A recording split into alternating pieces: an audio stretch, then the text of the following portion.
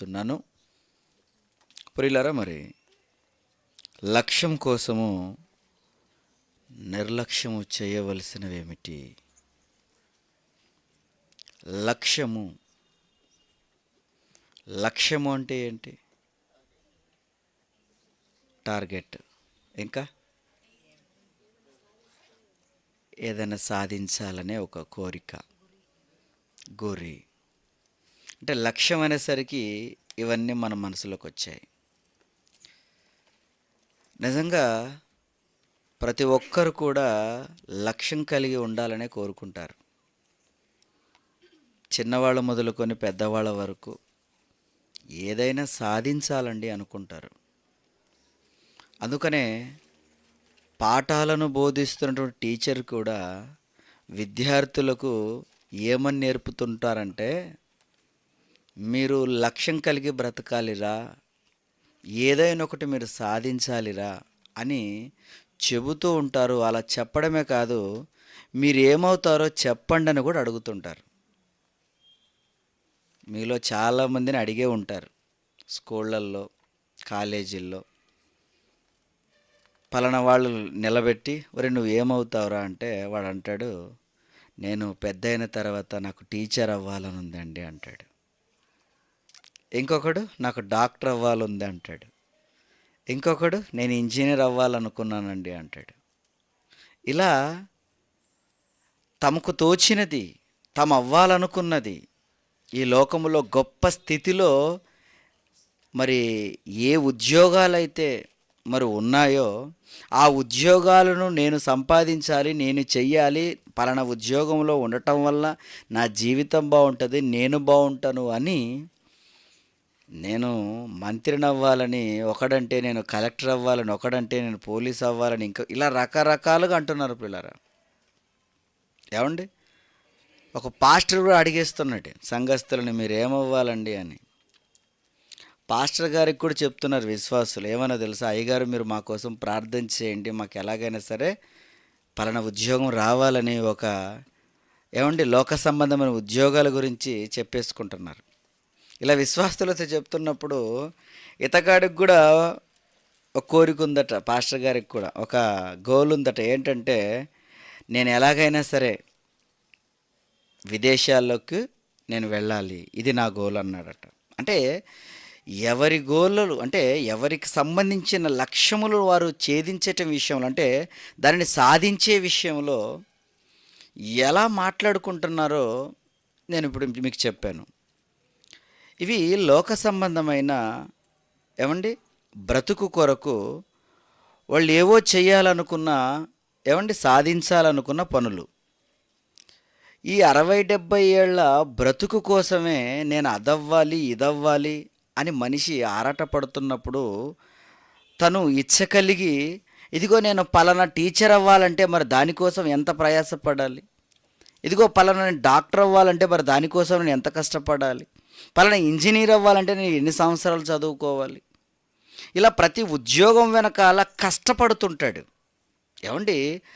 ఒక 70-80 సంవత్సరాల బ్రతుకు కోసమే, ఆ బ్రతుకులో సంతోషంగా ఉండాలంటే, తను పేరు కలిగిన వాడుగా, తను ఉన్నతమైన వాడుగా బ్రతకాలంటే, నేను ఇలా ఉండాలి, ఇలా ఉండాలంటే నేను కష్టపడాలి అనుకుంటున్నాడు కదా మనిషి.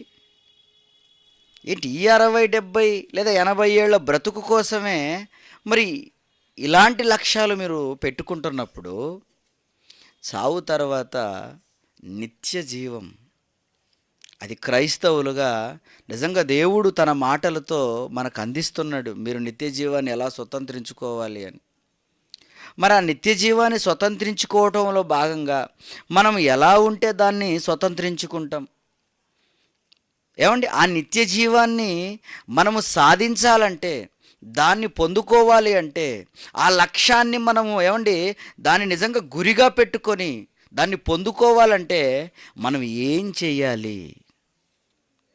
అది మనం ఆలోచిద్దాం ప్రియులారా. ఈరోజు అందరూ లోకంలో ఆలోచించే వాళ్ళే దేనికోసం? ఈ భూమి మీద బ్రతకటానికి నేను ఏం చెయ్యాలి, ఏం చేస్తే నేను బాగా బ్రతుకుతాను. ఈరోజు చూడండి, అందరి ఆలోచన ఇదే కదండి. నిజంగా క్రైస్తవులమైన మన ఆలోచన కూడా అదే విధంగా ఉండాలా? ఉండకూడదు. బాప్తిస్మముతో ఏమండి మనం క్రైస్తవులు అయ్యాం. క్రైస్తవులు అయినటువంటి వాళ్లకు బైబిలు ఏం చెప్పిందో తెలుసా?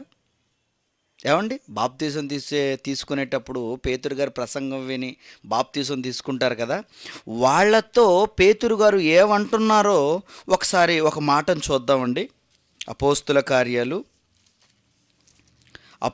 కార్యాలు 2వ అధ్యాయము 40 వచనాన్ని ఒకసారి చదువుకుందాం ప్రియులారా. ఇంకను అనేక విధములైన మాటలతో సాక్ష్యమిచ్చి మీరు ఎవరైతే బాప్తీసం తీసుకోవటానికి ముందుకు మీరు వచ్చారో, ఇప్పుడు మీరు ఏం చెయ్యాలి అంటున్నాడంటే ఇక్కడ మీరు మీరు మూర్ఖులకు ఈ తరము వారికి వేరై, ఈ మాటను బాగా మనసులో ఉంచుకోండి మీరు. అంటే మూర్ఖులకు ఈ తరము వారికి మీరు వేరై అంటున్నాడు. అంటే లోక సంబంధమైన మనుష్యులు ఆలోచించినట్లు మీరు ఆలోచించటానికి వీల్లేదు. లోక సంబంధులైతే ఈ లోకములో బ్రతుకును గురించి ఆలోచిస్తారు. ఏమండి మరి మీరు క్రైస్తవులుగా ఈ లోక సంబంధులు కాదు. మనమందరము ఎవరిమో, మన జన్మ పరమార్థం ఏంటో, ఎందుకు పుట్టామో, అసలు ఎందుకు బ్రతుకుతున్నామో ఆల్రెడీ మీరు వింటున్నారు కదా. ఏమంటే మరి ఈ విషయాలను అర్థమైన తర్వాత మన జీవితం ఎలా ఉండాలి మీరు చెప్పండి, ఎలా ఉంచుకోవాలి మీరు చెప్పండి. కానీ విచిత్రం ఏంటంటే క్రైస్తవులుగా మారిపోయి కూడా ఇంకా లోక సంబంధమైన పనులను గురించి ఆలోచించేవాళ్లే. లోకములో బ్రతకటం కోసం ఎక్కడికైనా ఏదైనా చేసేవాడుగా ఉన్నాడు. కానీ నిజంగా దేవుడు చెప్పిన మాటను బట్టి నేను బ్రతకాలి, అలా బ్రతికితేనే నాకు నిత్య జీవమని ఎంతమంది ఆలోచిస్తున్నారు మీరు చెప్పండి. దేవుడు అనగానే, ఆయన మాట అనగానే మనకి ఏమంటే మనకి ఎలా ఉందంటే నిర్లక్ష్యం. నిజమే కదండి. ఆయన మాట మనకి ఎప్పుడు గుర్తొస్తుంది? ఒకటి ఆదివారమైనా రావాలి, లేదంటే అన్నవాళ్ళ క్లాసులైనా పెట్టాలి, లేదంటే మీకు రోగమైనా రావాలి. అప్పుడే దేవుడు గుర్తొస్తాడు, అప్పుడే దేవుని మాటలు గుర్తొస్తాయి. మీరుగా ప్రార్థనలు పెట్టండి, మాకు దేవుని మాటలు వినిపించండి అన్న దాఖలాలు ఉన్నాయా మీ దగ్గర? మీరు అడిగారా దైవజనులను మాకు చెప్పండి అని? మీరు ఎదురు చూసిన రోజులున్నాయా దేవుని మాటల కోసం? ఎక్కడ మీరు చెప్పండి. ఈరోజు అలాంటి వాళ్ళు లేరండి. చెబుతాము రండని పిలుస్తున్నా కూడా లెక్క లేకుండా తిరుగుతున్న వాళ్ళుగా ఈరోజు క్రైస్తవులు ఉండటం సిగ్గుకరం. కారణం అర్థం కాలేదు. ఎందుకు అర్థం కాలేదో తెలుసా? లక్ష్యాన్ని నిర్లక్ష్యం చేస్తున్నాడు. ఈరోజు క్రైస్తవులు గొప్పలారా, ఇది గొప్ప స్థితి, మనకు మహోన్నతమైన స్థితి. అందుకనే వాక్య పట్టణంలో పౌలు గారు ఏమని మాట్లాడుతున్నాడు ఫిలిప్పీలకు రాస్తూ అంటే 3వ అధ్యాయం 14వ వచనం చూడండి ఒకసారి. ఫిలిప్పీలకు రాసిన పత్రిక 3వ అధ్యాయం 14వ వచనంలో, క్రీస్తు యేసు నందు దేవుని ఉన్నతమైన పిలుపు. ఈ పిలుపు సామాన్యమైన పిలుపు కాదు. ఎవరికి లేదండి భాగ్యము? లోకములో ఉన్న వాళ్ళకు ఉందంటారా మీరు చెప్పండి? వాళ్ళకేముంది? వాళ్ళకున్న ఆస్తులు చూసి, వాళ్ళకున్న అంతస్తులను చూసి, వాళ్ళ దగ్గర ఉన్న వెండి బంగారాలు చూసి వాళ్ళలాగా లేమేమేమి అనుకునేరు మీరు, మోసపోతారు. వాళ్ళెవ్వరికి లేని భాగ్యం నిజమైన దేవుడు నిజంగా మనకు తెలిసిపోయాడండి. అసలు భూమి మీద మనం ఎందుకు పుట్టామో ఆ విషయాలన్నీ కూడా దేవుడు దైవజనులతో మనతో మాట్లాడుతున్నాడంటే ఇట్టి భాగ్యము ఎంత గొప్పది మీరు చెప్పండి. అందుకనే పౌలు గారు అంటున్నాడు, ఈ ఉన్నతమైన పిలుపట, చదవండి అలా కంటిన్యూగా, క్రీస్తు యేసునందు దేవుని ఉన్నతమైన పిలుపునకు కలుగు బహుమానము ఇదిగో ఆ పిలుపు వలన నాకు బహుమానం దొరుకుతుంది, ఆ బహుమానం పొందవలనని నేను గురి యొద్దకే పరిగెత్తుతున్నాను. దేవుడిచ్చే ఆ బహుమానం కావాలి, ఆ బహుమానమే నాకు కనపడుతుంది, నేను పరిగెత్తుతాను అని. ఎలా పరిగెత్తుతాను, నేను దాన్ని ఎలా సంపాదించుకుంటానని అంటున్నాడంటే, ఒకసారి 10వ వచనం నుంచి చదవండి కిందకు.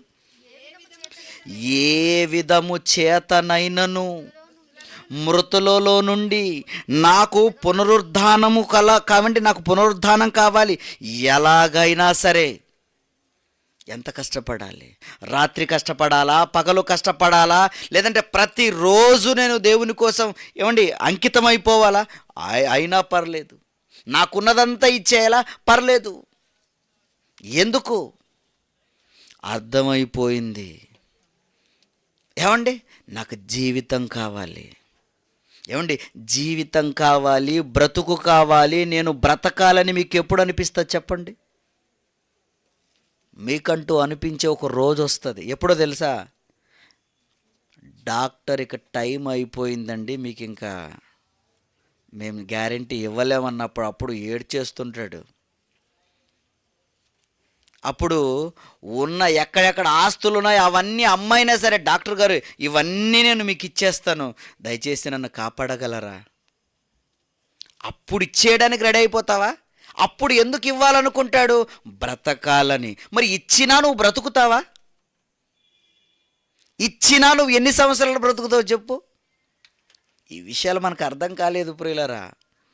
ఒకనాడు అపోస్తలులకు అర్థమైపోయాయి ఈ విషయాలు. ఒరే, ఆ బహుమానం మేము పొందుకోవాలంటే మన దగ్గర ఉన్నవన్నీ వేటిని కూడా మనము లెక్క చేయటానికి వెళ్ళలేదు అని ఏం చేశారండి? అపోస్తలులు మనం చూసినప్పుడు వాళ్ళు బోధలు విన్నవాళ్ళు, విశ్వసించిన వాళ్ళందరూ కూడా ఏక హృదయము గలవాళ్ళై, ఏకాత్మయు గలవారై తమ స్థిరాస్తులను అమ్మి అపోస్తలుల పాదాల దగ్గర పెట్టారట. ఆస్తులు అమ్మేస్తే వీళ్ళు ఎలా బ్రతకాలి? మేమిక్కడ బ్రతకము, మాకిక్కడ బ్రతుకు లేదు, ఉన్న కొన్నాళ్లే ఉంటాము, తర్వాత మేము వెళ్ళిపోతాము, నిత్య జీవం మాకు దేవుని దగ్గర ఉంది కనుక మేము అక్కడికి వెళ్ళాలి. ఎలాంటి గురి కలిగి ఉన్నారండి ప్రారంభ క్రైస్తవులు, మీరు చెప్పండి. మరి ఈరోజు క్రైస్తవులని ఆయన నామం ధరించుకున్న మనం ఎలాంటి ఎలాంటి గురులు కలిగి ఉన్నాం మీరు చెప్పండి? మనం ఎలాంటి లక్ష్యాన్ని కలిగి ఉన్నాం మీరు చెప్పండి? మనకు ఎలాంటి లక్ష్యాలు ఉన్నాయండి? ఇంకా భూ సంబంధమైన లక్ష్యాలే మనకు. నేను ఎలాగైనా సరే ఈ పనిలో నేను రాణించాలి, నాకు ఎలాగైనా సరే ఈ పని రావాలి, ఆ పని నేను నేర్చుకోవాలి, నాకు ఆ ఉద్యోగం వచ్చేయాలి, దానికోసం నేను ఎంత కష్టమైనా పడతానని భూమి మీద ప్రియులారా తను బ్రతకటానికి ఏవేవో సాధిస్తున్నాడు. కానీ నిజంగా నిత్య జీవాన్ని సంపాదించుకోవటానికి నువ్వేం చేయగలుగుతున్నావు? క్రైస్తవులు ఏం చెయ్యాలో, నిత్య జీవాన్ని సంపాదించుకోవడానికి ఏం చెయ్యాలో ఈరోజు బైబిల్లో కొన్ని వాక్యాలను మనం నేర్చుకుందాం. లోకంలో ఎంతోమంది భూమి మీద బ్రతకటానికి, సాధించటానికి ఎంత కష్టపడుతున్నారో తెలుసా? వాళ్ళ కష్టాన్ని ఒక 2 వీడియోలు చూపిస్తాను, మీరు చూస్తారా? ఓకేనా నాయన? వీడియోలు ఉన్నాయా? ఒకసారి ఆర్మీ వాళ్ళు పరిగెత్తుతుంటారు, పెట్టునన్న అది. అంటే ఈ భూమి మీద బ్రతకటం కోసం, తను ఉద్యోగం సంపాదించటం కోసం అతను ఏం చేస్తున్నాడయ్యా అంటే, నాకు ఒక ఆర్మీలో జాబ్ కావాలంటే, దేశ రక్షణ కోసం నాకు ఒక ఉద్యోగం కావాలని ఎంత కష్టపడ్డాడో అంటే చాలా కష్టపడ్డాడు. ఆర్మీలో సెలెక్ట్ అవ్వాలంటే ఆషామాషి కాదు కదండి. ఎన్నో టెస్టులు ఉంటాయి, ఫిజికల్ టెస్టులు. ఈ టెస్టులన్నీ పాస్ అవ్వాలి. అందులో భాగంగా పరిగెత్తేది పెట్టారండి. పలానా టైం లోపు వాళ్ళు నియమించిన అక్కడికి వచ్చేసి లోపలికి వెళ్ళిపోవాలి. కానీ పరిగెత్తారు, చూస్తే టైం అయిపోతుంది. ఒకసారి సౌండ్ పెట్టండి, సౌండ్ వస్తుందా రాదా? ఓకే. అక్కడ మనం చూసినప్పుడు ప్రియులారా టైం అయిపోతుందండి. కొద్ది సెకండ్లే, ఒక 2-3 సెకండ్లు లేటు, ఒక 5 సెకండ్లు లేటు, 10 సెకండ్లు లేటు, అంతే ఆపేస్తారు. ఇక నువ్వు వెళ్ళటానికి వీల్లేదు లోపలికి. ఎందుకయ్యా? నేను పరిగెత్తాను కదా. నువ్వు ఇక మాకు అవసరం లేదు, లేట్ అయ్యింది, టైం అయిపోయింది, ఇక నువ్వు వెళ్ళటానికి వీల్లేదు. కాళ్ళ వేళ్ళ పడతారండి అక్కడ. ఎందుకయ్యా కాళ్ళ వేళ పడుతున్నావు? ఎందుకయ్యా ఏడుస్తున్నావు? నువ్వు ఎందుకు ఏడుస్తున్నావంటే నాకు ఉద్యోగం రాలేదు, ఈ బ్రతుకెందుకు. మరొక వీడియో చూపించండి, మరొక వీడియో. ఏమండి ఇంకొకటి ఏమైందో తెలుసా? ఇంకొక వీడియోలో ఏమైందో తెలుసా? ఒకడు వెక్కి వెక్కి ఏడుస్తున్నాడండి. ఏమండి ఇంకొక వీడియో పంపించాను చూడండి. ఏమండి గ్రూపు ఏ పరీక్ష, గ్రూప్ 1 ఎగ్జామ్స్కు లేట్ అయిందట, లోపలికి తీసుకోవట్లేదు. ఇక నేను ఎగ్జామ్ రాయకపోతే నాకు ఉద్యోగం రాదు. వస్తుందా?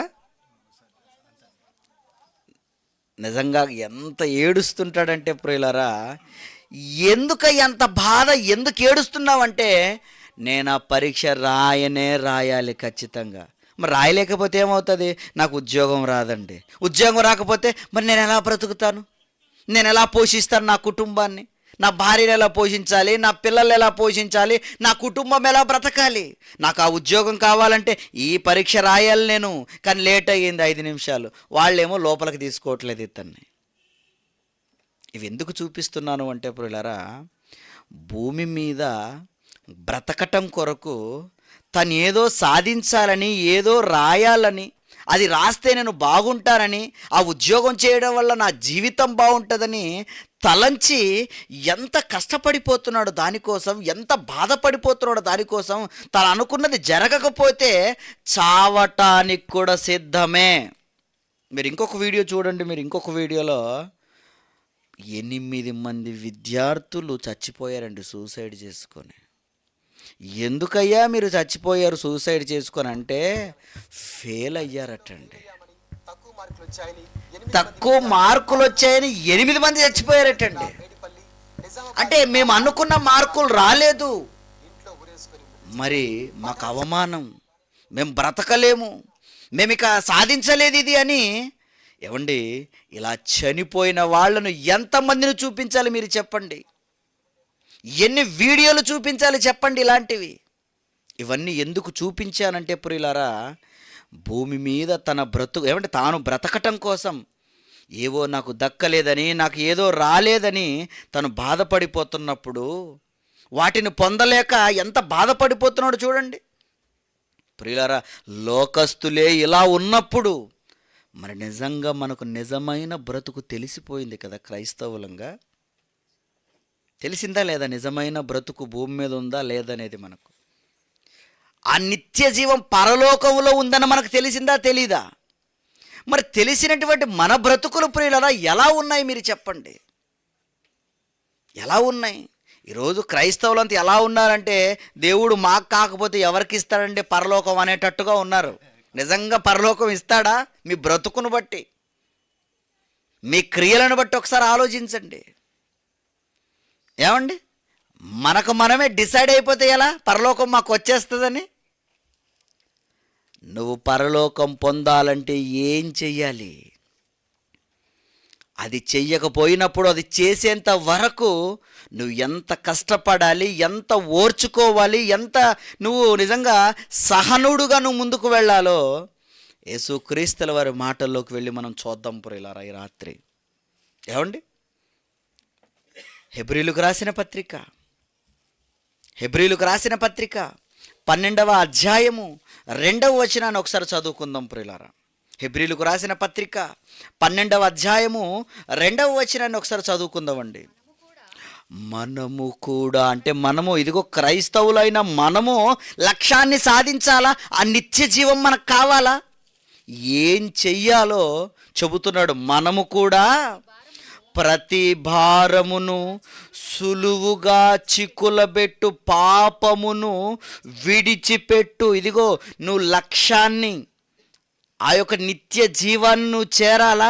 నెంబర్ 1 నువ్వు పాపము చేయకూడదు, విడిచిపెట్టాలి. నువ్వు పాపం విడిచిపెట్టావా? ఆలోచించండి ఒక్కసారి. మరి ఏంటి పాపము? ఆజ్ఞ అతిక్రమము పాపం. మరి నిజంగా దేవుడు చెప్పినట్టుగానే నీ బ్రతుకుందా? నువ్వు నిజంగా పాపాన్ని విడిచిపెట్టావా? నీ బ్రతుకే డిసైడ్ చేసింది. మాకు తెలియదు నువ్వు పాపాన్ని విడిచిపెట్టావో లేదో, నీ అంతరాత్మకు తెలుసు. నీ మనసుకు నీకే తెలుసు నువ్వు ఎలా ఉన్నావో. ఒక్కసారి పరిశీలన చేసుకోండి. నిజంగా పాపాన్ని విడిచిపెట్టావా? విడిచిపెట్టిన నటన చేస్తున్నావా?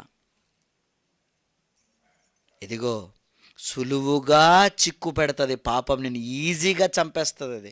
వాడైనా పరిగెత్తి ఏడుస్తున్నాడు నన్ను విడవండి అని, కానీ వదలట్లేదు అక్కడ. అయ్యా నేను పరిగెత్తానయ్యా, లేట్ అయింది కొద్దిగే కదయ్యా అంటే, లేదు లేదు నువ్వు అర్హుడవు కాదు.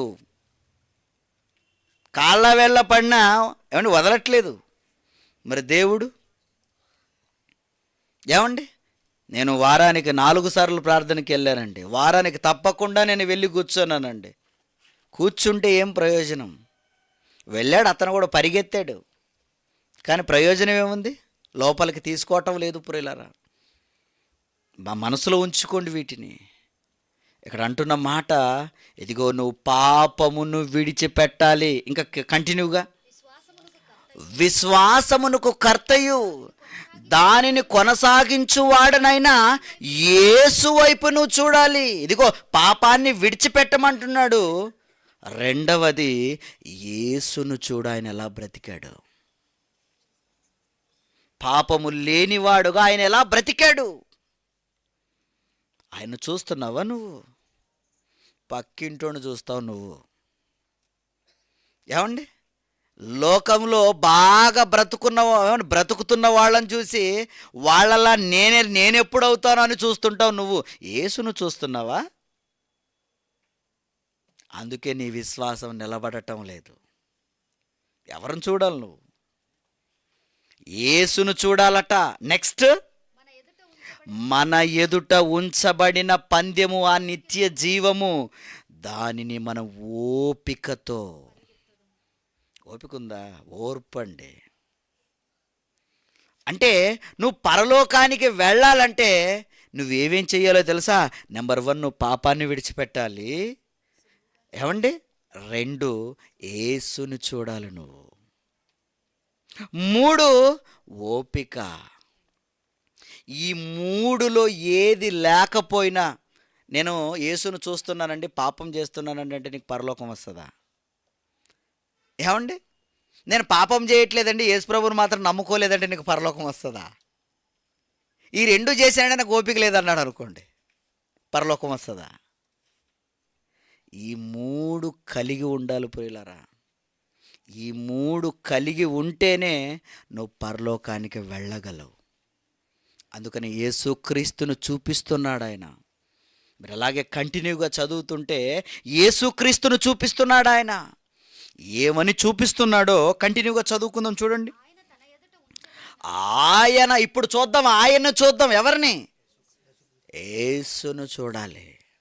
ఆయన తన ఎదుట ఉంచబడిన ఆనందం, తన ఎదుట ఏం ఉంచబడిందట?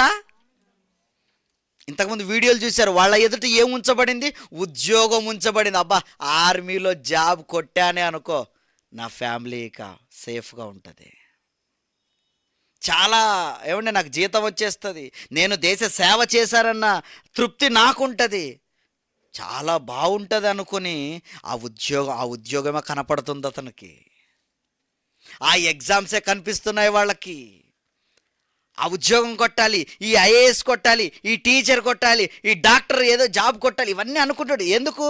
వాటిలో ఆనందం కనపడుతుంది, ఫ్యూచర్ కనపడుతుంది, భవిష్యత్తు కనపడుతుంది వాళ్ళకు. అందుకనే రాత్రి అయినా పగలైనా ఏది చూడరు, కష్టపడి కష్టపడి కష్టపడి ఏమంటే ఒక్కొక్క మెట్టు ఎక్కుతుంటారు. లోకంలో మీరు చూస్తుంటారు, లోకంలో బ్రతుకుతున్న వాళ్ళే చక్కగా బ్రతకాలని, భవిష్యత్తు బాగుండాలని ఆలోచిస్తున్నప్పుడు, మరి నువ్వు అసలు భవిష్యత్తే లేదు వాళ్ళకి. క్రైస్తవులుగా మనకు తెలుసు కదండి, వాళ్ళకి నిజంగా భవిష్యత్తు గురించి ఆలోచిస్తున్నారా, దేనికి ఆలోచిస్తున్నారని. నిజంగా భవిష్యత్తు గురించి ఆలోచించే వాళ్ళు ఎవరైనా ఉన్నారంటే వాళ్ళు క్రైస్తవులే. రాబోయే కాలానికి మంచి పునాదిని వేసుకోవాలనుకునేది మనమే. మరి మన జీవితాలు ఏంటండి, ఎలా ఉన్నాయి? ఒకసారి ఎలా ఉన్నాయి ఒకసారి ఆలోచించండి ప్రియులారా. ఇదిగో ఆయన తన ఎదుట ఉంచబడింది ఆనందం, నిత్య జీవం ఉంచబడిందట. ఆ నిత్య జీవం కొరకు, ఆనందం కొరకు ఏం చేశాడట? ఆయన నిర్లక్ష్య పెడుతున్నాడు కొన్నిటిని. ఆ లక్ష్యం, ఆ నిత్య జీవం, ఆ ఆనందం అది కావాలా? నేను కొన్నిటిని నిర్లక్ష్య పెట్టాలి. వేటిని నిర్లక్ష్య పెట్టాలి?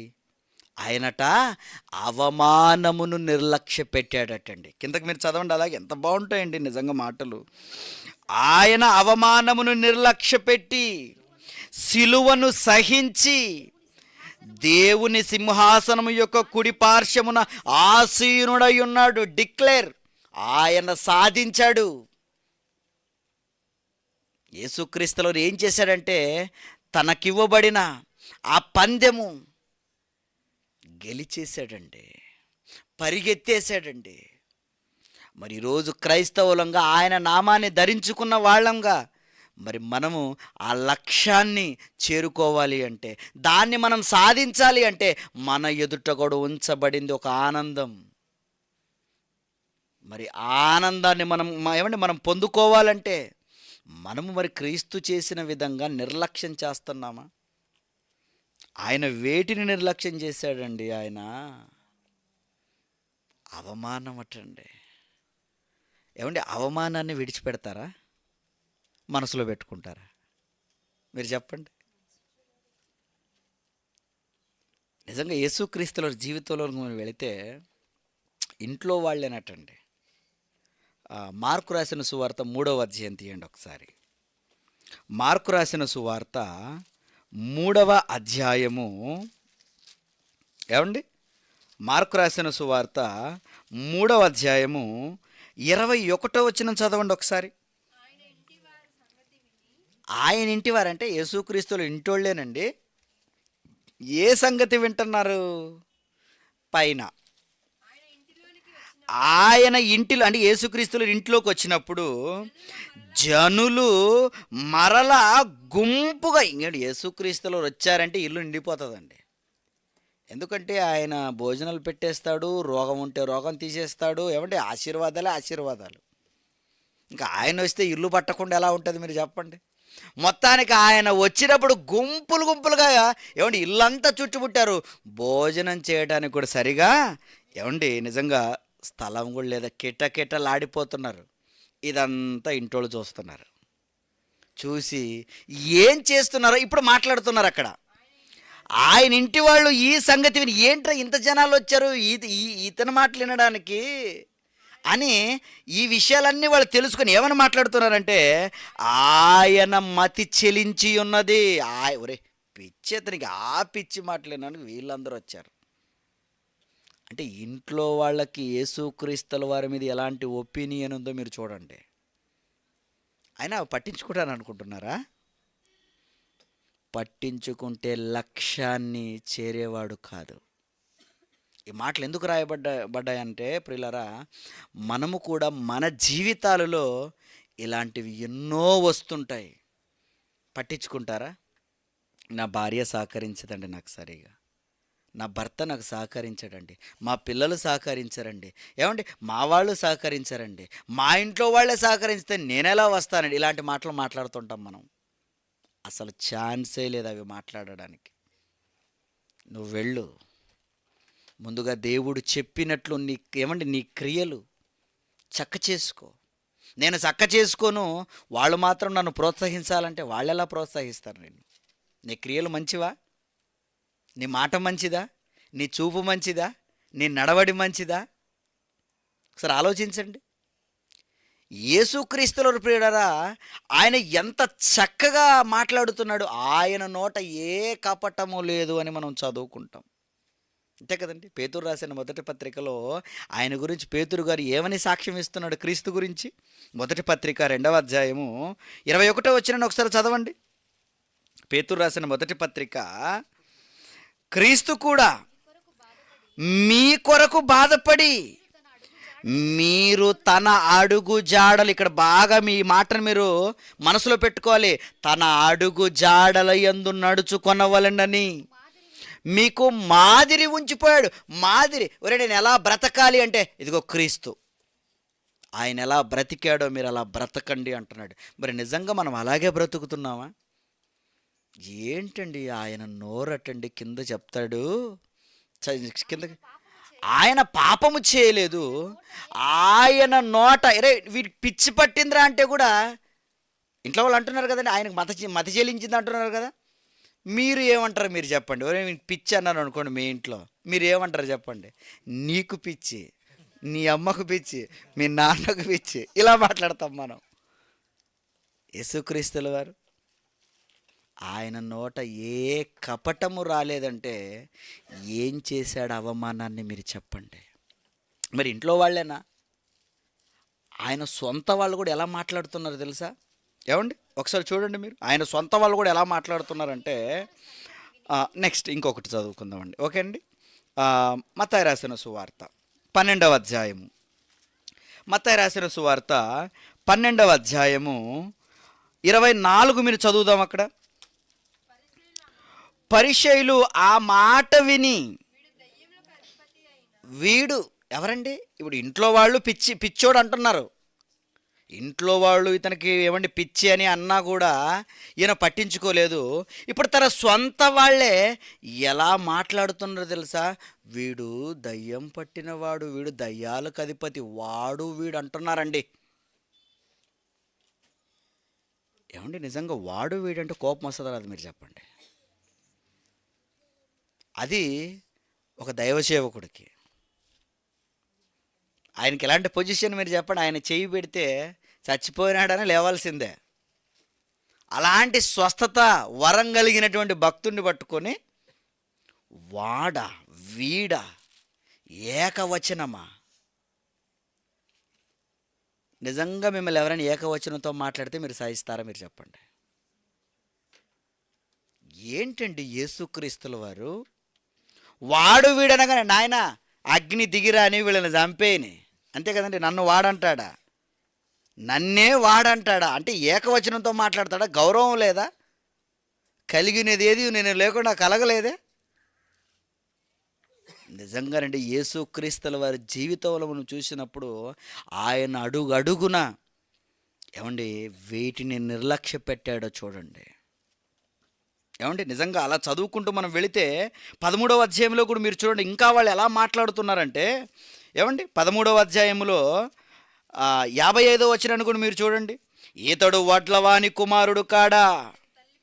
ఇతని తల్లి పేరు మరియా కాదా? అంటే విలువే లేదండి. ఇతను మాకేంటి చెప్తాడు? మా పలానా వడ్లవాని కుమారుడు, వాళ్ళమ్మ వాళ్ళ చెల్లెండ్లు మాతోనే ఉన్నారు. ఇతను ఏవో గొప్ప సంగతులు చెప్తే మేం వినాలా? ఎంత తీసి పారేస్తున్నారు చూడండి. అయినా కానీ క్రీస్తు ఎక్కడైనా నన్ను మా ఇంట్లో వాళ్ళు ఇలా అన్నారు, మా ప్రజలే మా సొంత వాళ్ళే ఇలా అన్నారని ఎక్కడైనా దాక్కొని ఏడ్చాడా? వీళ్ళ కోసం నేను వీళ్ళ అన్నందుకు ఏడ్చాడు అనుకుంటున్నారా? వాళ్ళు పాపం చేస్తున్నందుకు ఏడ్చాడండి. వాళ్ళు తన మాటలను ఏమంటే పట్టించుకోనందుకు ఏడ్చాడండి. వీళ్ళు ఎప్పుడు నేర్చుకుంటారని ఏడ్చాడు, కానీ అన్నందుకు బాధపడలేదు ప్రియులారా. నిజంగా ఎన్ని అవమానాలు కలిగాయని మనం యేసుక్రీస్తు వారి జీవితాన్ని తొంగి చూసినప్పుడు నిజంగా ఇంకా అనుకున్న రోజు వచ్చింది. సొంత వాళ్ళే ఆయనను పట్టించారు కదండి, పట్టించేశారు. పట్టించిన తర్వాత ఆ పట్టుకున్న అధిపతికే యేసుక్రీస్తు కనికరం వచ్చి, ఇదిగో పండగ టైంలో నేను ఒకరిని విడుదల చెయ్యాలయ్యా, నాకు విడుదల చేసే ఆ పవర్ నాకుంది, మరి యేసుక్రీస్తుని విడుదల చేయమంటారా అని అడిగితే ప్రజలు ఏమన్నారో తెలుసా అండి? యూదులు ఏమన్నారో తెలుసా అండి? మాకు బరబ్బా కావాలి, నరహంతకుడు కావాలి, యేసును సిలువ వేయండి అని కేకలేశారండి. మరి అప్పుడు ఏమైనా నా సొంత వాళ్ళే నా మీద ఇలా రేగిపోతున్నారేమేంటి అని బాధపడి ఏమైనా చేసుకున్నాడు అంటారా మీరు చెప్పండి? అంతేకాని సొంత వాళ్ళు మోసం చేస్తే ఎలా ఉంటుంది? ఎలా ఉంటుంది మీరు చెప్పండి? సొంత వాడే ఏమండి మోసం చేసి వెనక్కున్నవాడే గోతులు తవ్వాడని మనకు తెలిస్తే మనం ఎలా ఉంటాం చెప్పండి? విశ్వాస జీవితాన్ని కోల్పోతాం. కానీ యేసుక్రీస్తులో చూడండి, ఆయన జీవితం మనకి ఏం నేర్పుతుంది చెప్పండి ఒకసారి? భక్తి విషయంలో ఏమాత్రం మనం సన్నగిల్లిపోకూడదు. ఎలాంటి పరిస్థితులు వచ్చినా మనం భక్తిలో తగ్గిపోవటానికి లేదు. వాటిని వదిలేయాలి, నిర్లక్ష్య పెట్టాలి వాటిని. ఇంకా మనం చదువుకుంటున్నప్పుడు ప్రియులారా మత్తయి సువార్త 27వ అధ్యాయము, ఏమండి మత్తయి సువార్త 27వ అధ్యాయము ఏమంటే సిలువకు అప్పగించేస్తారు కదండి. అప్పుడు ఏం జరుగుతున్నాయో మనం చదువుకుంటున్నప్పుడు 27వ అధ్యాయం 27వ వచనం. అప్పుడు అధిపతి యొక్క సైనికులు యేసును అధికార మందిరములోనికి తీసుకొని పోయి ఆయన యొద్ద సైనికులందరినీ సమకూర్చిరి. వారు ఆయన వస్త్రములు తీసివేసి, వస్త్రాలు తీసేశారటండి. ఏంటి, వస్త్రాలు తీసేశారా? ఎప్పుడైనా మీ అంగి పట్టుకున్న వాడిని గురించి మీరు ఏమన్నారు? మీ అంగి పట్టుకున్నారు ఎవరైనా? ఏమన్నారు మీరు చెప్పు. ఎవరైనా నా అంగే పట్టుకుంటావారా నువ్వు? వాడు బతుకుతాడా? ఎంత ధైర్యం ఉంటే అంగి పట్టుకుంటావురా అని విశ్వరూపం చూపించరు, చూపించేస్తారు కదండి. ఎందుకంటే వాడు ఉన్నాడు మరి మీలో. అందుకని అప్పుడప్పుడు వాడిని రేయ్ కాముగా ఉండు అంటుంటారు. ఎందుకు? లోపల ఉన్నాడు ఒకడు, వాడు బయటకు వస్తే మామూలుగా ఉండదంటాడంటే మీరు వాడిని లోపల పెట్టుకొని బతుకుతున్నారన్నమాట. నిజంగా యేసుక్రీస్తుల వారి జీవితంలో మనం చూసినప్పుడు ప్రియులారా, నిజంగా వస్త్రాలు తీసేశారటండి. ఏం చేశాడు ఆయన? నిర్లక్ష్య పెట్టాడు. ఇది కాదు నాకు చేసేని. అలాగే వస్త్రాలు తీసేశారట. చూడండి, వస్త్రాలు తీసేశారు, ఎర్రని అంగి తొడిగించారు, ముండ్ల కిరీటము అల్లి ఆయన తలకు పెట్టారు. అమ్మ బాబోయ్, ఏంటి ముళ్ళ కిరీటమా? అసలు ముల్లే పెట్టడం నిజంగా కాలు గుచ్చుకుంటేనే మనం తట్టుకోలేము. అలాంటి తలకు కిరీటంలాగా పెట్టారంటే ఆ బాధ ఎలాంటిది మీరు చెప్పండి. మరి అంత బాధను ఓర్చుకున్నాడు. ఏంటి, వాళ్ళని మరి శపించలేదా మీరు చెప్పండి? ఎందుకమ్మా ఆయనలో శాపవచనాలు రాలేదు? పగుంటే కదా ఆయనకు వచ్చేది. ఏమంటే ఆయన చేతకానివాడుగా ఉన్నాడా? ప్రేమ. నా ఎదుట అవమానం ఉంది, దాన్ని నేను తీసేయాలి. కారణం, ఈ అవమానం నేను నిర్లక్ష్య పెడితేనే నాకు ఆనందం దొరుకుతుంది. తల మీద ముళ్ళ కిరీటం పెట్టినప్పుడు ఎంత బాధ ఉంటుంది మీరు చెప్పండి. చంపకు ఒక్కేటి మిమ్మల్ని ఎవరైనా కొట్టారనుకోండి, అంత ఎలా ఉంటుంది మీకు? అంతెందుకండి, చిన్న నొప్పి దోమ కొరుకుతుంది మిమ్మల్ని. ఏమంటే కరుస్తే కరుస్తుంది కదా అని ఊరుకుంటారు చెప్పండి. కోడితే మీ రక్తంతో పాటు దాని రక్తం కూడా బయటకు రావాలి, అంతే కదండి. యేసుక్రీస్తుల రక్తం కళ్ళ చూస్తుంటే ప్రియులారా, ఎలాగండి ఆయన ఓర్చుకున్నాడంటే నిర్లక్ష్య పెట్టాడు. అదే అంటున్నాడు చూడండి అక్కడ. ఏమంటే తలకు ముళ్ళ కిరీటం అల్లి పెట్టారు, ఒక రెల్లు ఆయన కుడి చేతిలో ఉంచి ఆయన ఎదుట మోకాళ్ళుని యూదుల రాజా నీకు శుభమని ఆయనను అపహాసించారు. అపహాసమట మళ్ళీ, అంటే గేలి చేస్తున్నారండి. నిజంగా ఈ గేలి చేసే వాళ్ళ విషయంలో ప్రియులారా చాలా కోపం వచ్చేస్తుంటుంది. వాడు నన్నే చూసి నవ్వాడండి అంటుంటారు. అరే వాడు నేను చూసి నవ్వలేదురా. లేదండి నేను చూశాను, వాడు నా గురించే నన్ను చూసి మాట్లాడి నవ్వుకుంటున్నాడు. వాడు ఎంత కోప్పడిపోతుంటాం మీరు చెప్పండి. తెలియక మనం కోప్పడిపోతుంటాం. నీ గురించి మాట్లాడుండారు అక్కడ, కానీ మనకు ఆ ఫీలింగ్ వచ్చేసి నన్నే అయింటర్లే అనుకుంటాం మనం.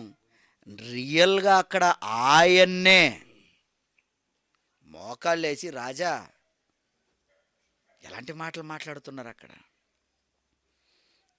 మరి చేతిలో రెల్లు పెట్టారట ఒకటి, అంటే పొడగాటి ఒకటి చిన్న గడ్డి కట్టి, రెల్లు అంటే ఆ కర్రతో తల కొట్టారటండి.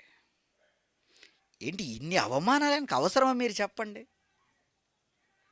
అవమానం నిర్లక్ష్య పెట్టి సిలువను సహించాడంటే, సిలువ అనగానే కష్టాలన్నీ ఆయన సహించాడు అంటే ఇవన్నీ సహిస్తేనే పరలోకం ప్రియులారా. మరి మనం వీటిని సహించే వారంగా మనం ఉన్నామా? చిన్న నొప్పి తట్టుకోము, చిన్న మాట తట్టుకోము, అంతే కదండి. ఎవరైనా ఏదైనా అంతే తట్టుకోమండి మనం. మనకన్నీ మనకిష్టం వచ్చేటట్టు జరగాలి, లేకపోతే మనం ఒప్పుకోం. దైవజనుడు ఏమండి గబుక్కుని ఏదైనా మాట అన్నాడు అనుకోండి, అంతే నన్నే అన్నాడు, నన్నే టార్గెట్ చేశాడని ఇక మనం వచ్చి కూర్చొని కూడా కూర్చోం. అలాంటి బ్రతుకులు మనవి. కానీ యేసుక్రీస్తులో చూసినప్పుడు పిల్లల తల కొట్టారట, అపహసించారట, నవ్వుకున్నారట. నవ్వుకొని ఇంకా ఏం చేస్తున్నారు మీరు చూడండి. ఆయన రెల్లును తీసుకొని దానితో ఆయన తల మీద కొట్టిరి. ఆయనను అపహసించిన తర్వాత ఆయన మీద అంగిని తీసి ఆయన వస్త్రములు ఆయనకు తొడిగించి సిలువ వేయుటకు ఆయనను తీసుకొని పోయారు. ఏంటండి ఇవన్నీ? ఏమండి, ఉమ్ము కూడా వేస్తారు. మీరు 30 వచనంలో చూడండి, ఆయన మీద ఉమ్ము వేసి ఉమ్మ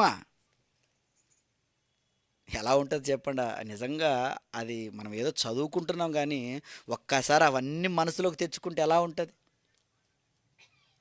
యాక్తూ అని మీకు ఎవరైనా ఉమిశారనుకోండి, మామూలుగా ఉమిస్తేనే వాడు నన్నే చూసి ఉమిశాడరా అనుకుంటాం మనం. వాడేదో ఉమ్ముచుంటాడు కానీ మనం ఎలా, మన ఫీలింగ్ ఎలా ఉంటుంది? లేదు, నేను వెళ్ళేటప్పుడే మరి వాడు ఏమంటే ఉమ్ము రావాలా వాడికి? గొడవలు పడిపోతాం. కానీ నిజంగా ఉమ్ము వేశారంటే ఎలాగండి ఆయన తుడుచుకొని సైలెంట్గా ఉండిపోయాడు. లక్ష్యం కోసం నిర్లక్ష్యం చేశాడు దాన్ని. ఇదిగో, భవిష్యత్తు కావాలా నీకు? నిత్య జీవం కావాలా నీకు? దేవునిలో నువ్వు ముందుకు వెళుతున్నప్పుడు ఎన్నో అవమానాలు వస్తుంటాయి, ఎన్నో బాధలు వస్తుంటాయి ప్రియులారా. వేటిని మీరు పట్టించుకోకూడదు. పట్టించుకున్నారా మీరు అక్కడే ఆగిపోతారు. భూమి మీద ఏమండి, ఈ 60 ఏళ్ళ 70 ఏళ్ళ బ్రతుకు కోసమే, ఈ ఆహారం కోసమే ఎంత కష్టపడాలి మీరు చెప్పండి? ఎన్ని బాధలు అనుభవించాలి చెప్పండి? రెక్కాడితే కానీ డొక్కాడదు కదా. నిత్య జీవం ఊరకే వచ్చేస్తుందా? నిత్య జీవం రావాలంటే ప్రియులారా, విన్న ప్రతి మాట ప్రకారం నేను బ్రతుకుతున్నానా లేదా అని చూసుకోవాలి. నిజంగా నేను పాపాన్ని విడిచిపెట్టానా? నిజంగా నేను యేసునే చూస్తున్నానా? నిజంగా నేను ఏమండి ఓర్చుకుంటున్నానా? ప్రతిదాన్ని యేసుక్రీస్తు తన జీవితంలో ఎంత ఓర్చుకున్నాడో మీరు చెప్పండి. అందుకనే శిష్యులకు రాబోయే దినాలలో ఇలాంటి కష్టాలు వస్తాయని ఆయన ముందుగా కొండ మీద ప్రసంగంలో ఏం చెబుతున్నాడో తెలుసా? ఆయన 5వ అధ్యాయం మత్తయి రాసిన సువార్త, ఏమండి మత్తయి రాసిన సువార్త 5వ అధ్యాయములో ఏం మాట్లాడుతున్నాడో ఒకసారి చదువుకుందాం ప్రియులారా. 11వ వచనం, నా నిమిత్తము జనులు మిమ్ములు నిందించి హింసించి మీ మీద అబద్ధముగా చెడ్డ మాటలు పలుకున్నప్పుడెల్లా మీరు ధన్యులు. ఎలాంటి మాట అండి? మీ మీద లేనిపోని నిందలు వచ్చేస్తాయి, అబద్ధాలు మాట్లాడేస్తారు. మీరు నిజాయితీగా బ్రతకటం వల్ల, ఇదిగో మీరు సద్భక్తితో బ్రతకటం వల్ల మీరు హింస పొందుతారు. ఎంత గొప్పగా చెప్పాడండి. హింస ఉందా మనకు? బాధ ఉందా మనకు? కన్నీళ్ళు ఉన్నాయా మనకు? వస్తే భక్తిలో ఉండం మనం. అన్నీ బాగుంటేనే వస్తారు, బాగాలేకపోతే ఎవరు రారు. అన్నీ అనుకూలిస్తేనే వస్తారు, అనుకూలించకపోతే రారు. క్రైస్తవులు మనం కాదు అలా ఉంటే ప్రియులారా. నిజంగా ఈ యొక్క గొప్ప భాగ్యం, ఆయన మాటలు వినే భాగ్యం, ఏమండి నిజంగా భవిష్యత్తు మనకు దొరకబోతుంది. ఆ పరలోకం మనకు రాబోతుంది, ఆ ఆనందం మనకు దక్కబోతుంది. మరి ఆ కృతజ్ఞతగా మనం ఏం చేస్తున్నాం చెప్పండి? నిజంగా అవమానాన్ని నిర్లక్ష్యం చేస్తున్నామా? లక్ష్యాన్ని సాధించటం కోసం నిర్లక్ష్యం చేస్తున్నామా మీరు చెప్పండి? ప్రతి దాన్ని మనం పట్టించుకుంటాం కనుక అవమానమును నిర్లక్ష్య పెట్టండి. దేవునికి విరోధమైనవి ఏవైతే ఉన్నాయో అవన్నిటిని మీరు పట్టించుకోకండి. అప్పుడప్పుడు మీకు అనిపిస్తుంటుంది, మీ శరీరంలో కొన్ని ఏమండి హార్మోన్స్ పనిచేస్తుంటాయి, కోపం నీకు వచ్చేస్తుంటుంది. నేను ఎందుకు వెళ్ళాలా, నన్నే కదా అంటున్నాడు, నాకే సీము నెత్తురు లేదా, నేను ఎందుకు వెళ్ళి కూర్చోవాలి, లేకపోతే లేదులే అని ఒకవేళ నీకు అనిపించిందా, పోతావు నువ్వు. నిజంగా చెప్తున్నాను.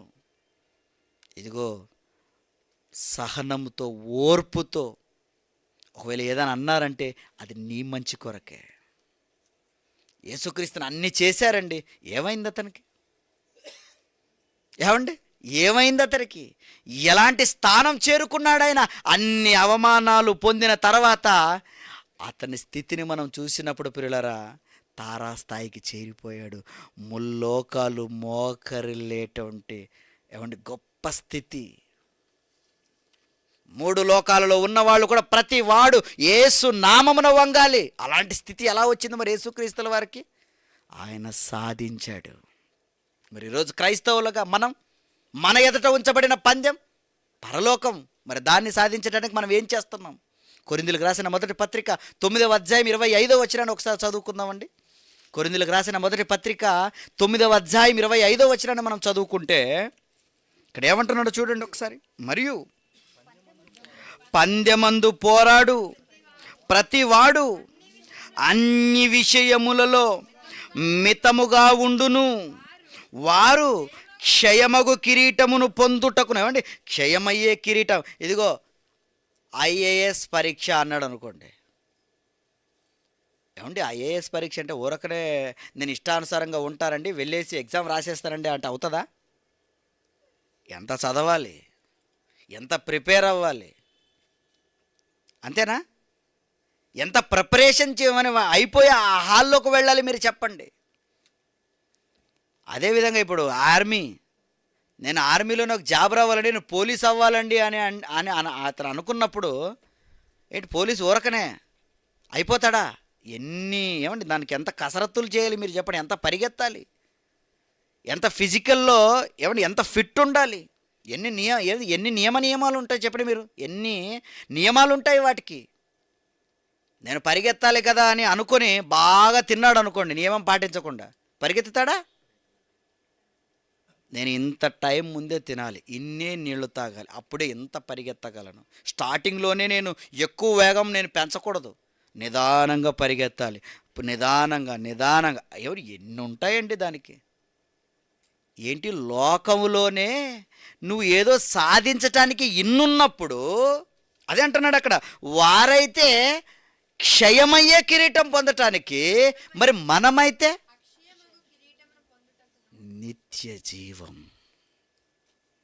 అసలు చావు లేనటువంటి ఆ లోకం, దేవునితో ఉండే గొప్ప భాగ్యం. మరి ఆ భాగ్యాన్ని పొందటానికి మనకి ఏం అవసరం లేదా? నా ఇష్టం అండి అంటావా? నాకు నచ్చినట్టు నేను ఉంటానండి అంటావా? లేదు ప్రియులారా, అలా అనటానికి వీల్లేదు. అలా ఎవరైనా నాకు ఇష్టం వచ్చినట్టు నేను ఉంటాను అనుకుంటే మీరు క్రైస్తవులు కాదు. ఎందుకంటే క్రైస్తవులంగా మన ఇష్టాలు ఎక్కడున్నాయి మీరు చెప్పండి. మనకు అర్థమైపోయింది కదా మన ఇష్టం ఏదీ లేదండి. ఒకవేళ నా ఇష్టమాను అని అనుకుంటే నీ ఇష్టం ఏది? నీ ఇష్ట ప్రకారంగా నువ్వు అనుకొని పుట్టావా మీ ఊరిలో? నీ ఇష్టం అనుకొని నువ్వు అనుకున్నట్టు తల్లిదండ్రులు ఎంచుకున్నావా నువ్వు? నీ ఇష్టం అనుకొని నాకు అక్క ఈవిడే ఉండాలండి, అన్న ఇతనే ఉండాలండి, తమ్ముడు ఇతనే ఉండాలండి, చెల్లి ఈవిడే ఉండాలండి మీరేమైనా అనుకున్నారా? వీటి ఏట్లో మీ ఇష్టం లేదు. మరి బ్రతకటం విషయంలో మాత్రం నా ఇష్టం అంటావా? లేదు ప్రియులారా, క్రైస్తవులైన మనకు మన ఇష్టాలు ఏవీ లేవని అర్థమైపోయింది. మరి ఎవరి ఇష్టం? ఇదిగో క్రీస్తు అన్నాడు, తండ్రి నీ ఇష్టం నెరవేర్చుకున్నట్టుకు నేను భూమి మీదకి వచ్చాను. మరి మనం కూడా అదే కదండి. మనము కూడా తండ్రి ఇష్టాన్ని నెరవేర్చటానికే భూమి మీదకి వచ్చాం.